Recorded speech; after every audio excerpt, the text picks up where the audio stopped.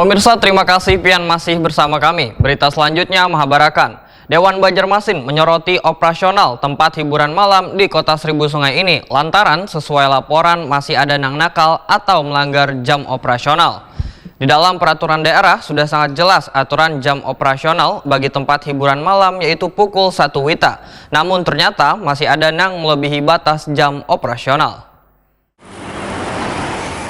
Dewan Banjarmasin menyoroti operasional tempat hiburan malam di Kota Seribu Sungai ini lantaran sesuai laporan masih ada yang nakal atau melanggar jam operasional. Anggota Komisi 1 DPRD Banjarmasin Dedi Sopyan Waitakuni Prima TV jelang tengah hari Senin 9 Januari 2023 membedakan di dalam peraturan daerah sudah sangat jelas terkait dengan aturan jam operasional bagi tempat hiburan malam yaitu pukul 01.00 WITA. Ternyata dari informasi warga, masih ada yang melebihi batas jam operasional. Politisi Partai Kebangkitan Bangsa ini pun berjanji akan menindaklanjuti permasalahan ini dan membicarakannya di internal komisi hingga ke unsur pimpinan dewan. Selain itu, akan memanggil Satpol PP Banjarmasin sebagai penegak peraturan daerah terkait pengawasan mereka di lapangan. Termasuk juga THM itu. THM itu kan kalau kita mendapatkan informasi dari masyarakat, ada beberapa THM yang dalam hal ini melampaui batas jam operasional. Artinya itu kita akan coba gali, kita coba tanyakan apakah benar jam operasional THM itu melampaui batas yang sudah ditentukan oleh Perda.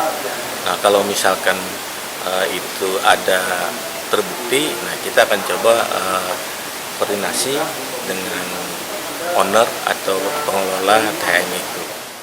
Dedi Sopyan menegaskan bila kereda larangan bagi investor yang ingin mengembangkan usahanya di Banjarmasin karena semakin banyak mereka berinvestasi akan menjadi penambahan bagi pendapatan asli daerah. Namun yang perlu diingat bagi pengusaha adalah aturan yang ada di Kota Seribu Sungai ini. Karena setiap usaha yang dijalankan tentunya ada batasan-batasan yang diatur dalam Perda. Nah, paling tidak kan THM itu juga salah satu penyumbang PAD kita.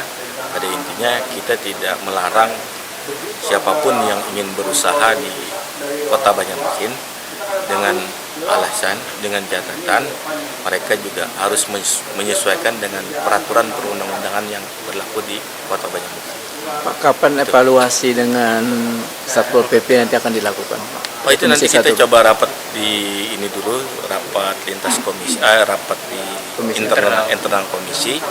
Nanti setelah itu nanti pimpinan komisi beserta komisi 1 anggota itu akan coba nanti menyampaikan jadwal berdasarkan menyesuaikan dengan waktu yang ada.